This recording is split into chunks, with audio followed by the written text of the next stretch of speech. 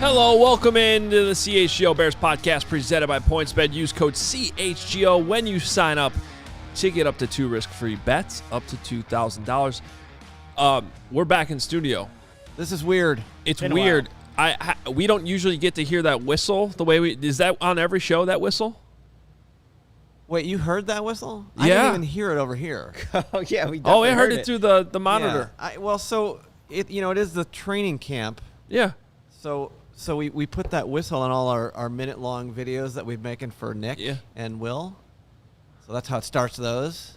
So I thought, let's put that on the intro video for this thing. And so this is the first time. This is the first time. I like the whistle. Yeah, it's good, right? Mm-hmm. It's a nice addition. Whistles are nice. Are we concerned that the listeners are not hearing the whistle? Well, here, in case they aren't. Well, I guess in the YouTube. There you go. There it Don't was. have eardrums That was anymore. loud. We know why. Was that loud? Oh, sound effects are at 100%, so let's turn that I down. learned that there's. I learned from coaching. There's actually. There you go. I always just assumed all whistles are basically the same, and then we have an awesome coach that works with some kicking stuff. Denny Porter actually does some stuff in the NFL, and he said, no. He said, Coach, let me get you a real whistle, and he came back with a Fox 40 whistle. Oh, the Fox 40. The old Fox 40. You can't mess around. Thing is loud as hell. You barely blow on it, and it is loud.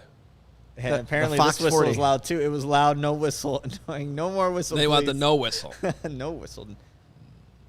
All right. I thought for sure Lawrence was going to hit it again there. No. I thought for sure he was I appreciate what the chat is saying. I listen to them all the time. It was loud. I'm seeing some people talking about IPAs. Is that like IPA day today? I don't know if anybody saw that. But Wait, what people, is IPA day? What do you mean? I don't know. Like one of Like those it's a day stupid for internet everything. things that says hashtag. IPA day. National- Yeah, I saw that on hate Twitter actually those. earlier today. You don't like So much. IPAs? No. Oh. I love IPAs. You just look like an IPA guy. Can I just say that? Are you saying I'm fat? No. No. You just look like No, an IPA not guy. at all. You just look at this guy. This guy drinks IPA for breakfast. I am wearing He had a donut an for Allagash Brewing Company shirt today. Point proven. That's Oregon, right? Maine. Oh. What am I thinking of the one in... No, I'm thinking of... what's the one in Oregon? Someone help me out. The one that makes Deschutes. Mirror Pond. Yeah, Deschutes. Yeah. Great brewery. Yeah. All right. Yeah, we're twinning. We're back with our legs crossed in studio. It feels good. God, our graphics look good. Everything looks good today. Hashtag no days off. It is the Bears day off. We are not off. We have a show for you. We got plenty to talk about. Follow us on Twitter at Adam Hoge, at Nicholas Moreano. Man, you put some jeans on. You're like dressed up. Training camp season.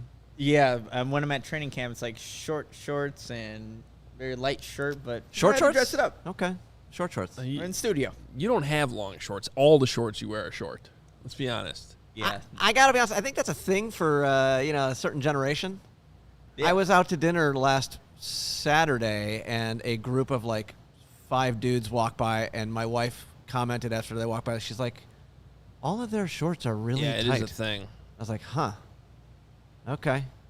And then I was like, "Nice shorts." Gotta do leg day. Even at the NFL level, all the players, like, I don't want to say all of them, but on the shorts days, they like half of them have them rolled up too. They show off the thighs, You know who never wears shorts? quads. Though? Robert Quinn. Doesn't matter how hot it is, that man is always in pants. Yes. Always in pants, Robert Quinn. That's just his thing. If he Old could wear school. that winter hat Yeah. under his helmet, he probably would. Oh, yeah. But yeah. Where's your whiteboard? That. Well, hey, we'll be doing a show tomorrow back after training camp. The whiteboard will be there, and I'll make sure the dates and everything is up to date on that. Brandon is upset. No whiteboard to work. Okay, sorry about that. 5-inch inseam minimum. Yeah, it's a thing. It's hard to actually find shorts that I want to wear these days. That's okay. Nomad says he pours IPA over his Fruit Loops. Oh, that's something. I haven't gone that far with IPAs. Careful, there probably is a Fruit Loop IPA out there. Oh, I can almost guarantee it. Yeah, or like some sort of sour. IPA. It doesn't sound good, though. All right. We are going to take advantage of this off day to just look at some top takeaways from training camp so far. I have to say, the last, 10 days have flown by. Oh, yeah. Even more so than normal. I don't know why, but, to think that report day was last Tuesday, it is now almost the end of, at least this work week. The Bears will practice Friday, Saturday, Sunday over the weekend. Good opportunity, I think, to have some better crowds out there. I know Saturday, I think, is a closed practice, but Friday. Is it? Yeah. So Friday and Sunday, you have an opportunity, and you got tickets to go to training camp. Make sure you're there. We got to make it lively. Make it lively for the Bears. And they closed the weekend practice? Yeah, I'm pretty sure Saturday was closed, if I'm not mistaken. Really? Yes. Yeah, right. On a Saturday, too. Closed to the public for Bears Care Back to School Fair. That is something, the school fair, they used to do that in Bourbonnais, too. It's a good cause, but you would always be on an open day. So, I don't know. Let's be honest. They're looking for reasons to close practice so that they can run some more things, and we're not allowed to talk about. Yeah, that's okay. And videos are still getting out there, so we appreciate it. Yeah, I was gonna say it helps. I'm not against it. It helps. I can't do it, but thank you, Clay Harbor. You've been helping us out. Okay. Clay Harbor sounds like a nice golf course. It does. Yeah. What's that one on the south side? Something Harbor Side. What? Harbor Side. It's hard to hear you over there. There's a lot of vents going on. Oh, it is it? Yeah. We've got the that one's off, but I don't know. Harbor Side. Harbor Side. That's what it is. I played that. It's a nice course. Nice course. Links style. It is links style. Down by pretty close to the water, right? It's probably at the side of a harbor. Okay. Thanks a lot. Makes sense. I'm just looking at the IPA things. There is a Fruit Loop IPA according to J.R. Mayberry. Oh, of course there is. It's disgusting, he says. I would assume it is. I have my limits. I can actually tolerate a good fruit beer. Yeah. Inbound Fruit of the Loop. Fruit of the Loop. Ah. That's how you get around licensing issues. You just add a word. There you go. It's not Fruit Loops. It's Fruit of the Loop. 8-Hour Vibes points out Fields had 0 completions today. Everybody should panic. I guarantee that's not true. That man's probably working. Oh, knowing I him? can guarantee you Justin Fields threw a football today without actually knowing that. Did it hit a net? That's the question. Hopefully it hit somebody's hands. Yeah. And was caught. All right. Top takeaways from camp. Let's do it. My very top takeaway that I think is staring out the most. You want me to go offense or defense? I have them set up either way, but you take it wherever you want, Adam. I'll just do this one. I'll be positive with the offense today, okay? How about that? How about that? Darnell Mooney looks legit. I like it. And look, he was already a legit player, but all this talk all offseason about if he's a number 1, number 2, I don't know if he has enough help. But that man running routes, he sure looks like a number 1 wide receiver to me. He does the things that number 1 wide receivers have to do, even if he's a little bit smaller. I'm pretty sure my calves are bigger than his. It doesn't matter. He runs routes that are insane. Some of these routes, Nick, have just, I tweeted yesterday, just a basketball player crossing somebody over and then hitting the fadeaway in his eye. That's how smooth it is. I think he still needs to prove a little bit, maybe some of the go up and get it type stuff. He is smaller, but man, he can get himself open. I don't know how many wide receivers on this depth chart can say that. I think the hope is that the scheme will scheme some of these other guys open, but I feel very confident saying right now Darnell Mooney is going to have a big year for the Chicago Bears. Yeah, no, that's a good point, Adam, because when you watch him run, they're nuanced. He knows how to set up a defender, get him going one way, and then come back the other side. That's just what Darnell Mooney does. But he's definitely been the most consistent wide receiver, and that's no surprise to anybody. But one of my top takeaways is just Braxton Jones himself. We were talking about, hey, in OTAs, he was playing like the left tackle position. But was that going to be something that continued throughout training camp?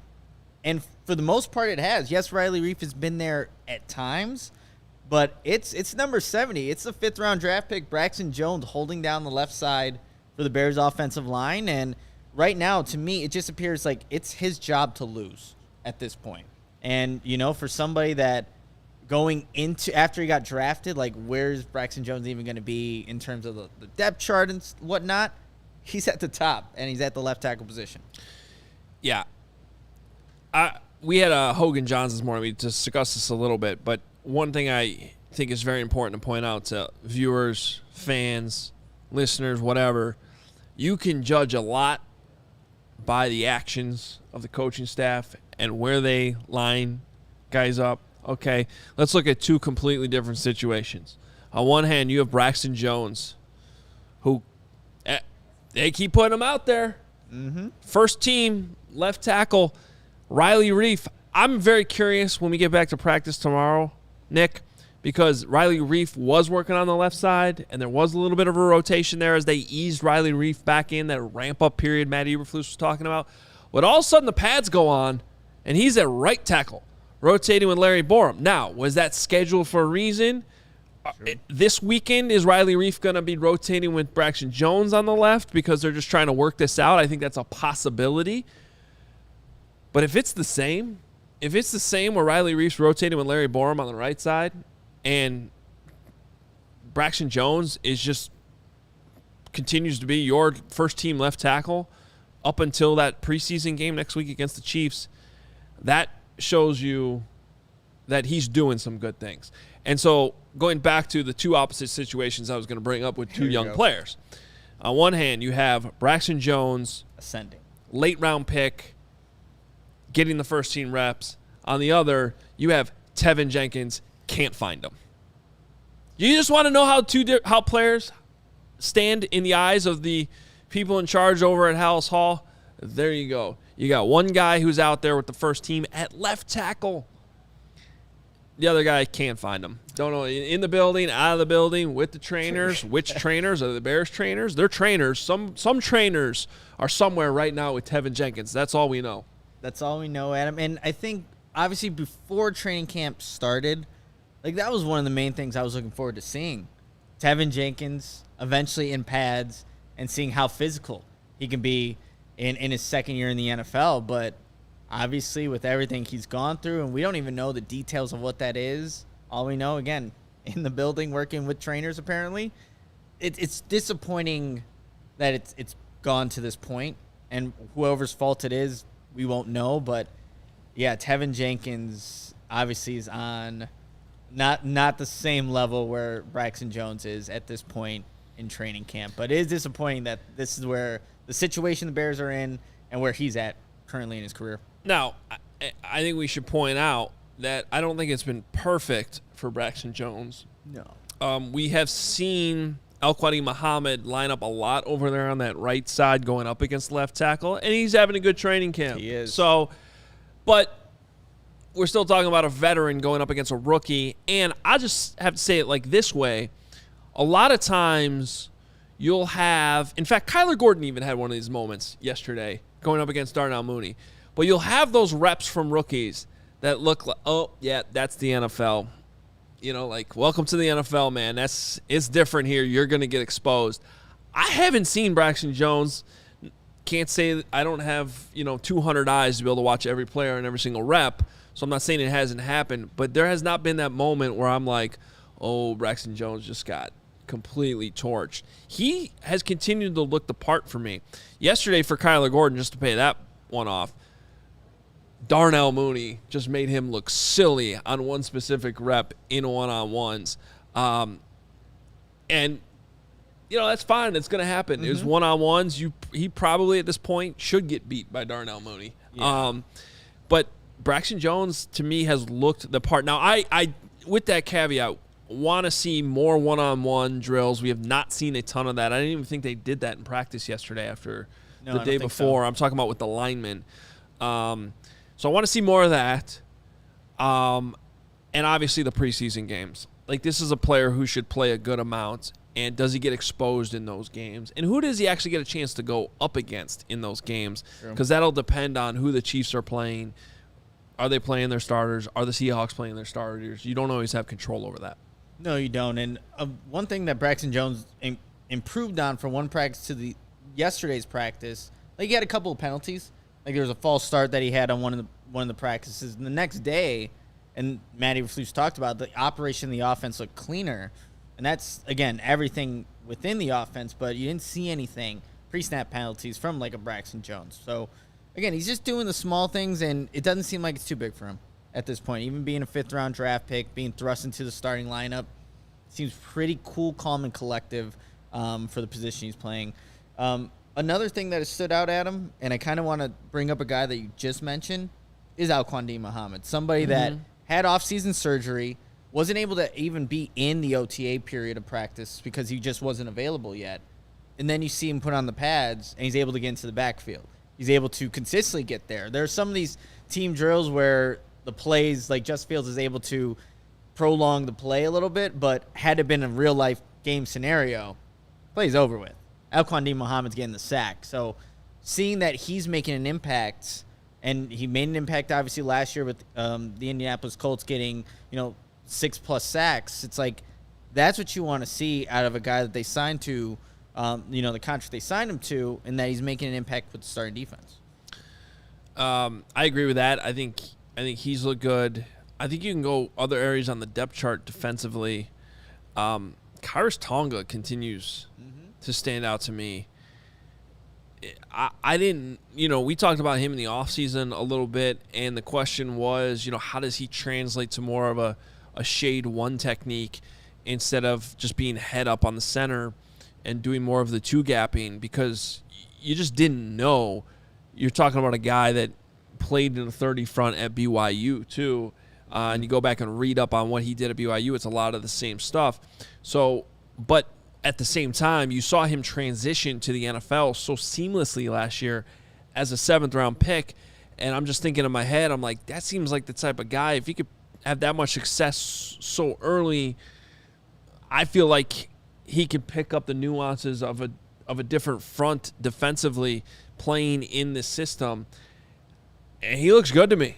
Mm-hmm. Yeah. Yeah, I mean, he looks like a player to me, and I find that to be extremely encouraging, to be honest with you. Especially because he doesn't quite fit exactly what the 4-3 defense is looking for, but still he's adjusting to it. And that is what is encouraging to see. Like last practice, he was in the backfield a couple times. If they were able to actually take down the running back, Khyiris Tonga is doing that. So it has been encouraging to see him there. But I think a guy that has, from OTAs till now, and I didn't think it was going to be as consistent. And I remember when we did our top 10 defensive players, I left him off his list, and that was Jaquan Brisker. And that was a big mistake by me at the time. But I had totally forgotten about that. You should never have brought that up again. I know. Hey, you guys didn't put Alquandine Muhammad on your guys' list too. Yeah, fair point. So, okay. Fair point. Even almost even. But Jaquan Brisker's been awesome. Yeah. Like you can't say it any differently. He keeps making plays on the ball, and I thought Kyler Gordon would be the guy to kind of do that more consistently because, again, being a corner, you're going to get, I would have thought, more opportunities. But, man, Jaquan Brisker is showing you everything that has been advertised. Again, Will always says it. He's the proclaimed steal of the draft, and so far so good, man. He's doing really well at that safety position. All right, we'll keep this rolling, but want to tell you that the best way to support CHGO is to download the PointsBet app. Use code CHGO when you sign up, and if you do that right now, you get 2 risk-free bets up to $2,000. That's not it. If you make a $50 or more first-time deposit, you will receive a free CHGO membership, which unlocks all of our web content. You'll even get a free shirt of your choice from the CHGO locker. That could include the one Nick's wearing with his nice Skyline shirt. I still got to get that one. I don't have that yet. I actually had the courage to wear my CHGO White Sox shirt today, but did not have the courage to display it, so I put the hoodie over it. But it is on me. That's $2,000 of free bets, a free CHGO membership, and a free T-shirt from the CHGO locker, all for making a $50 or more first-time deposit at PointsBet. Any questions? Email PointsBet at allchgo.com, and we will help you out. Your home for live in-play betting just got even better. If you see an edge in the game you're watching, if your favorite team is primed for a comeback, don't just watch the game. Bet along with it live. More live betting, more live markets, and faster live cash outs with PointsBet. You can download the PointsBet app right now. Type in that promo code CHGO. What are you waiting for? It is time to elevate your live betting game. Once the game starts, don't just bet. Live your bet life with PointsBet. If you're someone you know has a gambling problem wants help, call 1-800-GAMBLER for crisis counseling and referral services. Now I got to tell you about our next great partnership, and that's with Athletic Greens. With one scoop of Athletic Greens, you are absorbing 75 high-quality vitamins, minerals, whole food source superfoods, probiotics, and adaptogens to help start your day off right. This mixture of ingredients helps your immune system, gives you energy, and improves your focus. That's why I take my Athletic Greens, and you should too. What's awesome about Athletic Greens is that it costs less than a cup of coffee a day. Also, it helps support better sleep quality and recovery, which we all definitely need. Right now, it's time to reclaim your health and arm your immune system with convenient daily nutrition. It's just one scoop and a cup of water every day. That's it. Really simple. No need for a million different pills and supplements to look out for your health. To make it easy, Athletic Greens is going to give you a free 1-year supply of immune-supporting vitamin D and 5 free travel packs with your first purchase. All you have to do is visit athleticgreens.com/CHGO Bears. Again, that is athleticgreens.com/CHGO Bears to take ownership over your health and pick up the ultimate daily nutrition insurance. So one of the things, this has been a very interesting training camp for me, honestly, because even when the Bears went through a rebuild post Mark Trestman, it wasn't so obvious. And I think even inside the building, there was, I'm not sure everybody was on the same page. Because I think Ryan Pace came in and realized that he had to clean up a lot of clutter and retool, especially the defense. But it wasn't something that could be done. They weren't in a position to unload as quickly as Ryan Poles has. Guys like Lance Briggs were still around. Just for one example, you had Jared Allen that you had to trade. I think they traded him by like week 4 or something. And I don't know that John Fox even knew what he was walking into at that point. I think Vic Fangio figured it out very, very quickly because he realized he didn't have much over there on the defensive side of the ball. But what I'm saying is even in training camp, there were bigger names that were still around. This is so very clearly, to me, the youngest. I'd have to go back and verify this, and it would take a lot of time with the rosters. But I certainly feel like off the top of my head, this is the youngest training camp roster I've ever seen the Bears have. The amount of youth running out there. I wrote the other day in my Bears Things column that there's up to 12 rookies, and I think I actually sold it short. I think it's actually 13 when you include Micah Dude Treadway in there on the D-line. 13 rookies, all 11 draft picks, getting significant reps with either the first team in some cases, or the second team. They're not just shelved to the third team. And, there's been a lot of success with a lot of them too. But where I'm going with this is, then when you see a guy like Darnell Mooney run routes the way he does, you still wonder, how much, when things look good, how much is it because of who they're going against? You know what I mean? I get you. Yeah. If Equinemius St. Brown, I should say, gets open against, I don't know, Kindle Vildor. How much weight do you put on that? Right? Even and I'm not trying to be negative here. I'm just saying Kyler Gordon looking good. But when he's not lining up against Darnell Mooney, how much does that do to who he's going up against? So I'm just still somewhat worried that there's going to be, once they go play other teams that are going to have more players like Darnell Mooney, where you're like, oh yeah, that's an NFL guy. Here's a standard of You know, competition. Yeah. Like, are we falling victim of kind of lowering the bar just because of the majority of what we're seeing on the roster? Don Burr thinks so, yes. Yeah, I know Don Burr thinks so.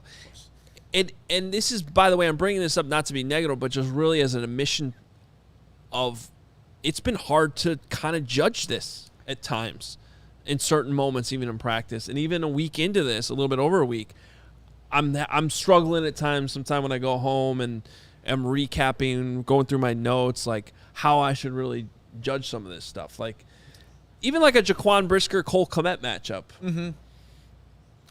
I like what I'm seeing from both players, but they're both unproven at the NFL level, quite frankly.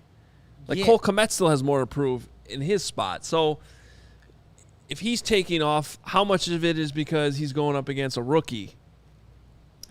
You know what, Adam? That's why with these preseason games coming up next Saturday, not this Saturday coming up, but the following Saturday, the 13th, that's going to really, and again, I don't think it even matters who the Chiefs really throw out there.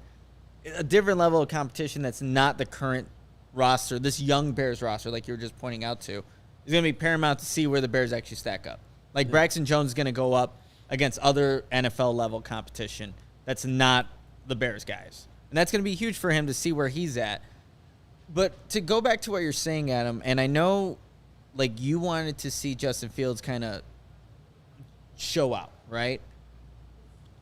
At this point in time, for me, I don't think he's done that. Yeah, I don't either. And obviously, we were just talking about what this roster is, who's on there, the youth of it, and just maybe not having the top-end talent.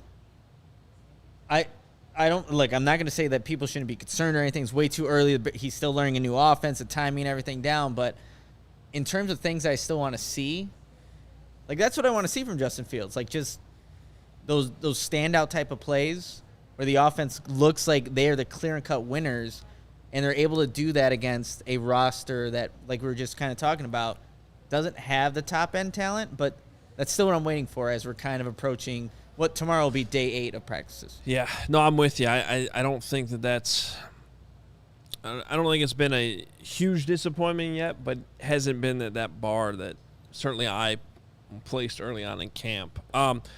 Usually we save questions to the end. But if you're going to give us a $10 super chat, we're going to pop it up. Thanks, John. What's up, John? And the super chat says, hey, guys, thanks for all of the off-season coverage. I feel like we have concerns about the Bears' offensive line every year. Obviously, it's early, but will this year be any different?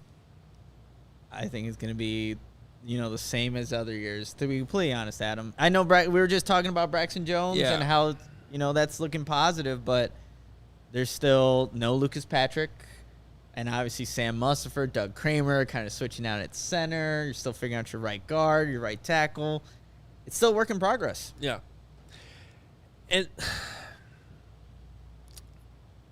this is where, it's hard to – I want to trust my instincts sometime. Like, I'd love for it to just turn out that Doug Kramer is actually just going to exceed everybody's expectation. But, like, I saw Doug Kramer play a lot at the Big Ten level, and he was always a good, solid player that always, to me, looked like just like a good college football player, right? And he was there, it seemed like, for 8 years at Illinois. But I never once had anyone tell me before one of those games against Illinois, like, watch out. This is – because I would always – prep for the Northwestern games, like, who are the NFL guys on the opposing team? And I would ask people that I knew at both the NFL level and the college level and what the coaches were looking for. And that always has informed some of my draft prep once we get there. So when the Bears drafted Doug Kramer, I'm like, cool, that's awesome. That's a good local story. 7th round, absolutely no problem with the pick. I did not think we'd be here in early August with him getting reps with the ones, though. So where I'm going with this is, like, this is either a really cool story or the Bears are in trouble at center because Lucas Patrick is hurt, and this is just the situation they're in. And I'm, again, admitting I don't know which one it is yet. I think we're probably a little too early. We need to see some more of these games.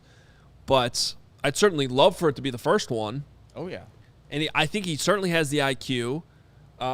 He's actually looked the part more than I thought in these camp practices than I thought coming. 'Cause I thought he was a little undersized, but he looks. So far, so far it's fine. So far it's fine. Real quickly, I see Joe said Nick saying going to be the same O-line means line will be flourish. Well, line will flourish. Yeah, the line will flourish. Nick saying going to. All I'm saying is that all the other narratives that have happened, or what the Achilles heel for the offense has always been the O-line. I'm saying that could realistically be still the same going into this season. Yeah. As we kind of look at the players that are there, or the lack of players that are there, I think that could be a realistic, situation that the Bears have to deal with all year as they're kind of going through the 2022 season. So we'll see. And if Lucas Patrick's back by week 1, Michael Schofield maybe gets that right guard position. Yeah, I certainly like their depth more. And I keep going back to this too, and maybe I'm overrating it. I don't know. I still like the scheme. I think the scheme is going to help literally every position group, starting with Justin Fields, playing more to his strengths. I think that there's something to be said for maybe don't spend so much time on the names on the back of the jersey with the offensive linemen, and understand and trust Ryan Poles has brought in guys that fit what they want to do more. So I think it's going to give the offensive line a little bit more wiggle room to get through some of the depth issues that you always have every year with injuries. I think that will help. And literally across the board, like I'm pretty sure I'm seeing wide receivers getting schemed open a lot of times. Yeah, I can definitely see that. Like some of the guys, like an Equinemius St. Brown is making plays in training camp. And again, he hasn't had much success in his NFL career so far, but like you said, the scheme does give the guys opportunity to find that open space in the defense and for Justin Fields to deliver the ball. So that's going to be huge. All the coaches have preached it all off season. The scheme will help out some of the deficiencies that the Bears have in terms of talent. And that's what they kind of have to go with and see how it ultimately does when they play the 49ers week 1. And honestly, despite some of the struggles at time, like that to me has been one of the more constant positives. It's just enjoying watching the scheme every single day and some of the plays that have come out of it and positive plays that have come out of it. So, got that. Before we continue this conversation, Adam, just got to tell everybody about our second partnership of the show. Chicago sports fans, your home for the best Chicago sports coverage here at CHGO is partnering with a leader in sports merchandise and collectibles. CHGO has teamed up with FOCO to secure your access to the best collectibles and gear around, whether it's the Bears, Cubs, White Sox, Blackhawks, or Bulls. FOCO will have something for you, your kid, a friend, a loved one. Got something for everybody. And if you're looking for gear, collectibles, or accessories, well, FOCO is your place to be. Officially licensed gear for men, women, and kids with everything from bobbleheads to swimsuits to those good old Crocs. FOCO has got you covered with the best Chicago merchandise of your favorite team. Head on over to FOCO.com or click the link below in the YouTube description for all non-presale items. Use a promo code CHGO for 10% off. We'll get to some questions here from the listeners that Lawrence has been keeping track of throughout the show. But real quick before we do that, you mentioned how Justin Fields hasn't wowed us yet. Mm-hmm. Where would you put his first 7 practices of training camp, like in terms of what you were hoping to see? Well, I'm also considering, like, this is a new scheme, the timing, the footwork, and Eberflus talked about his footwork is getting better. I would say it's been okay. It's been okay for me, Adam. Like, I want to see him make more of those downfield throws, but sometimes not being asked to do that. So I can't even knock him for that. But it's just, I guess I'm expecting these big-time plays because they've put so much on him to jump in year 2. But it's been, like I said, in terms of these 7 practices that we've seen throughout training camp, we haven't seen as much as I would have liked to see. Yeah. But it's not to say that come tomorrow that they won't actually start moving the ball downfield a little bit more. So it's been all right for me in terms of what I've seen out of Justin Fields. I'm curious, like, what are you kind of thinking from him so far? Yeah, I think it's to me, I'm willing to accept that there hasn't been like a ton of those huge splash plays because of the process. Okay. The things that I think do fairly get counted as criticism is when, the average Joe, and you can call us the average Joes, that's fine. But whether it's us or fans in the stand or whoever, can clearly see, okay, the timing wasn't right there. That was 5 feet behind the intended.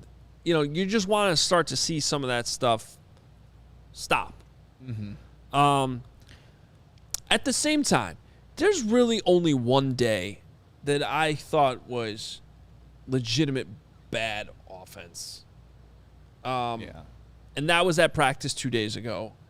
And on that day, we can't forget, the goal line stuff looked really good. Yeah. Yep. And that session, the offense dominated the defense. So it's okay. It's kind of honestly where I thought it would be, even though I said, hey, wow me in training camp. There's a lot more practices left. There's a lot more time. But to this point, it's kind of where I thought it would be. And that's why I pointed out some of the other stuff early on with some of the surprises, which I probably shouldn't be so surprised that Darnell Mooney looks this good, but he definitely does. Yeah, for sure. And you know what, too, Adam? I think what's important to note, like, obviously practice is the opportunity, the time. So if you're going to make mistakes, this is where you do it, right? This is where you take those chances, those throws that maybe you have to test out. Is this something that I can realistically make in a game? I mean, this is their opportunity to do all that. So if we see a play that doesn't actually get completed or executed properly, are they just testing it out? Like, that's what practice in itself is for. So it's hard to also keep that into consideration as we're seeing plays maybe not be completed. There's a holding call there. Whatever it may be, they're still testing a lot of these things out. And that's, again, what ultimately practice is for. So, again, I still would like to see it be better as we kind of move forward here. But always very important to keep in mind as we're watching these practices. Yeah. Without a doubt, he needs to be better than he has been so far. All right, Lawrence, let's knock through. Steve B has a nice comment here. So Adam and Nick, thanks for the realistic analysis / reporting on the Bears. I don't get the comment stating you guys are being too negative. I agree, Steve B. Thanks, Steve. It's Appreciate the it. Truth. I wonder if that's my brother. I have a Steve B as a brother. You have a brother named Steve? Yeah. Steve brother. Well, Benedetto, but sure. Yeah. I hope it's Appreciate it. not your brother, because then it means That'd be the weird, comment is... like I don't think he's watching. I don't know. Okay, fair enough. Sorry. Fair enough. Are we doing comments, or do you want to do, or questions? You want to do questions? Let's do it. All right, let's do some questions. Okay. First off, a super chat came through from Evan. Thanks, Evan. He says, will the Bears have Captain's C on the jersey? Good question. So, this is reminding me, we should probably... As Eberflus. well, first of all, I would assume that, yes, they would put the C's on. But I guess we can get a more concrete answer for you. That reminds me of in the offseason when I asked Eberflus his philosophy on captains. I think this needs to be brought up again. Because his answer at the time was he hadn't decided. I didn't like that answer. Enough of this weekly captain stuff. Figure out who your captains are. Those guys should be the leaders for the season. I agree. Yeah. Because to me, if you can't figure out who those guys are, it means you do not have enough of them. You don't. Yeah. If you got to sort through it every week, that's a sign that you don't have 3 dudes that you know. Now, I would think if you're going to do Mooney, Smith, Montgomery, Fields. I think you have special teams captain DeAndre Houston Carson probably. Okay, yeah. Offense, you got to go with Fields, I think. Or he might put Montgomery. I don't know. Yeah. Yeah. There's a limited amount of guys that you can actually look at, and it's probably going to be one of those. Braxton Jones. Yeah. Defense, you'd think it'd be Roquan, but the guy's not practicing right now, so I don't know. At practice, though. Just not practicing. Yeah. All right, what's next? All right, next up, we got another super chat. This is from Stephen Haynes, and it is a 5-pound super chat in honor of the. To do the conversion rate on that one. Yeah, I think that's good for us. He says, at this point, do you think, or do they keep Robert Quinn till October and trade him before November deadline, if not in the playoff picture by that point? I mean, at this point, I think they keep Robert Quinn. I At this point, I think Robert Quinn starts the season with the Bears, barring an unexpected change in the market. Mm-hmm. But this is kind of playing out how I thought it should, which is he still has value not only as a player, but as a mentor and a leader to some of the younger guys. But continually watch this thing. You know, if there's a team out there that has a bad injury and needs somebody to just go out there, rush the passer, doesn't even need to play every down, go get 8-9 sacks for you in a season, I think that market could still exist. On the other hand, I could also see a scenario where he actually finishes the season with the Bears. And I think it also depends, too. Like, obviously, you're seeing Al-Quandim Muhammad flash. And now if you see the same from Travis Gibson, does that make a guy like Robert Quinn more expendable as you're assessing who's actually going to be on this roster in the future? But to answer your question, like, definitely start of the season, it seems like Robert Quinn's a lock to stay on this team. All right, love it. Steve B, just checking back in. He says he's not my brother. He's just a Bears bro. Just a Bears bro. So that's fair enough. Right on, Steve. Appreciate it. Let's see. What else is going on here? Okay, here we go. From Andy Bocanegra. Looking at the Bears schedule, isn't it safe to say they're practicing against one of the better defenses they're going to face this year? If so, that's probably a good thing, no? Okay. Yeah, I mean, look, this is a fair point. Bears schedule.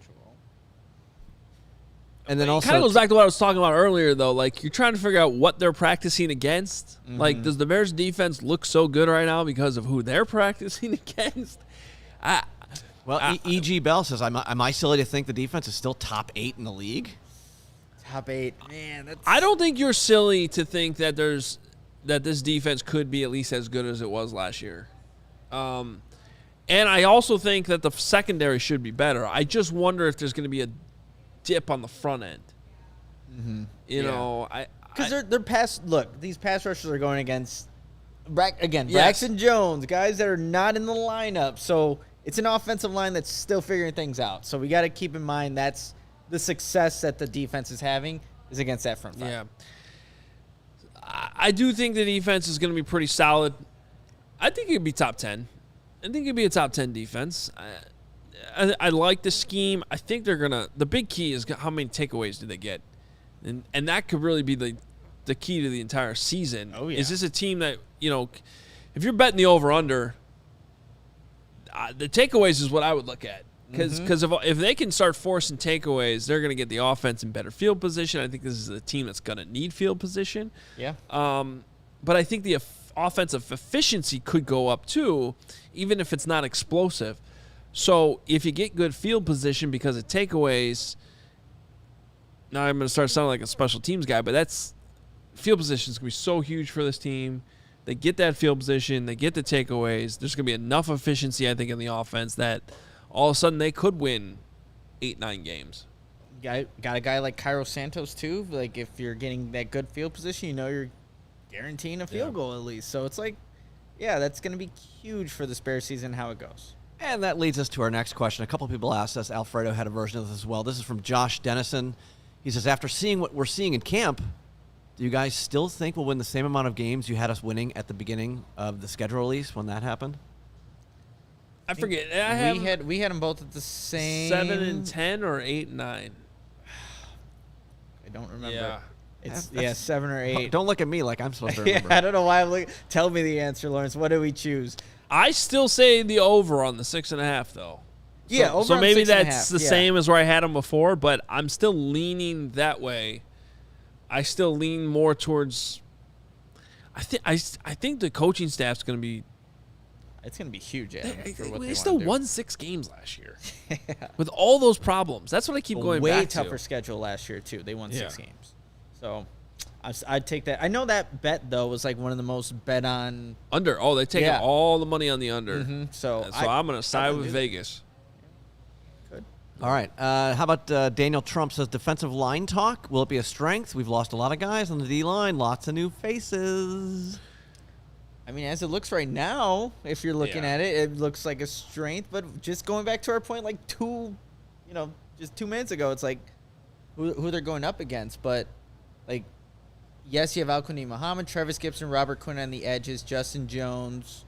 And we haven't seen Angelo Blackson in the last couple of practices. Right. He's been out.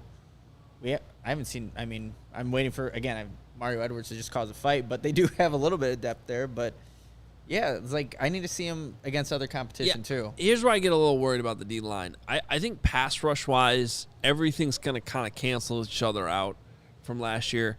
You're not going to get the sacks you got from Robert Quinn. Yeah. You're not getting 18.5 sacks.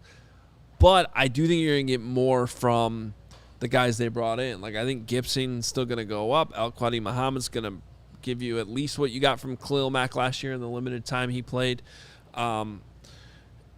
So I think that'll all end up canceling itself out. Where I get worried is against the run. Yeah. And the Bears' running game to me, although it's been limited in pad so far, I think the Bears have shown an ability to run the ball. Now, some of that, I think, is the upgraded scheme running the ball. But I'm also a little worried that it might be an area where the Bears struggle defensively. Yeah. Against the run. And that's where a guy like Justin Jones, I know he's a disruptor in this defense, but he does need to prove that he can stop the run. Yep. Because it's not going to be like every play. It's going to obviously be a passing play, but he needs to prove that. Think about all the years where the games that Akeem Hicks would miss. And you saw the difference. There was always a huge – if Akeem Hicks wasn't playing, all of a sudden the defense was leaky against the run. That's always the word I would use, is leaky. Yeah. And I understand why they let Hicks go, but you go back and watch. You can even just put a highlight tape of last year. Even though he was hurt, he was dealing with things the last couple seasons, the dude could still ball. It was still really, really good when he wasn't out there. So that's where I worry about the loss of Akeem Hicks specifically hurting is against the run. I just think back, was it the Monday night game against Minnesota where Akeem Hicks played the start of the game? And I think he left in the second quarter. And then Dalvin Cook, immediate success for the run game.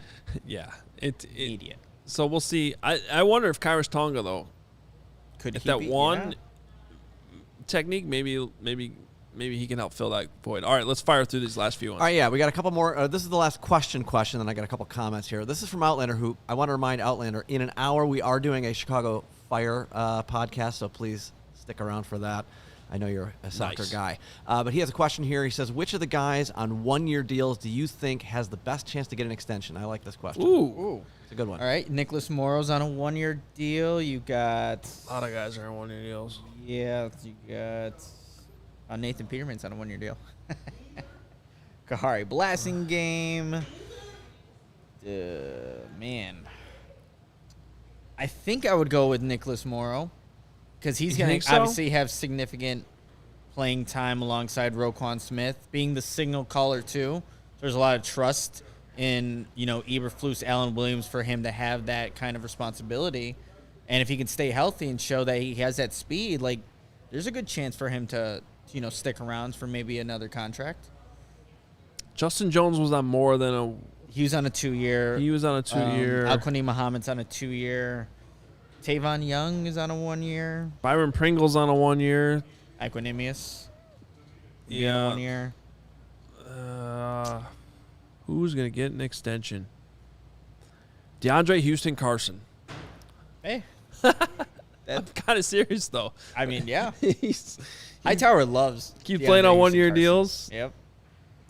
But I'm trying to go through the rest of this. Yeah, I think that's probably it. All right, moving on. I'm just moving on here. Ross says, a little comment here. I agree that CHGO squad is not being overly negative. These guys doing their job, telling us what happened as they see it. After seeing camp yesterday, what they're telling you is on point. So thank you, was Ross. there. He knows what's up. Ross knows what's up. And then here's our last one. I like this. This kind of takes fans behind the curtain at press conferences here. Joseph D says, how is it chosen who speaks during the press conference? I always hear people trying to talk over each other. Who asks the questions? Yes, I believe it means between the very negative Bears beat writers. Oh, it's a battle out there, okay? I mean, it's a war. You can't lose. Timing Battles. We actually kind of have fun with that later. Talk about who won those battles, who lost. Larry Mayer is great with that. Like, just some of the comments that come out of that. But Larry had a great one last week with Matt Zahn from CBS 2. Oh, that was great. Where they were like both asking their question for at least 3 seconds. Neither one wanted to give in. And Larry, I don't think he said it loud enough for everybody in the room to hear, but I was sitting next to him. He goes, I'm not losing to this guy. Okay, go ahead. I was like, Larry, you just gave in just like that. You said you were going to lose to him, and then you just said, go ahead. Larry's awesome. Yeah, there's no order. You don't raise your hand. Obviously, if you're sitting close to the front row, you have a better chance of winning. But I think it's all about, like, from what I've learned in the last, I guess, 2 years now that I've been there, it's like timing, man. As soon as, like, Eberflus or whoever's talking ends, like, if you jump in there, you're in. You have it. Yeah, you're in. But it's all about timing. It's like Mario Kart where you get the whole shot right out of the gate. Yes, you got to time That's that. good analogy. Yeah, that's exactly what it is. Mm-hmm. All right, well, good. Now that we've made up that analogy, let's say goodbye because the Bulls are coming up here in 3, 6, 7 minutes here. So let's get you guys off set so we can let Big Dave and Peck. All right, we're out of here. Follow us on Twitter. allchgo.com. Check out all of our work. A lot of good stuff, content up there as well to read through on the rest of this off day. Back at it tomorrow. Practice in the morning, 10 o'clock. We'll have the practice recap, 2 o'clock right here on the CHGO Bears Podcast.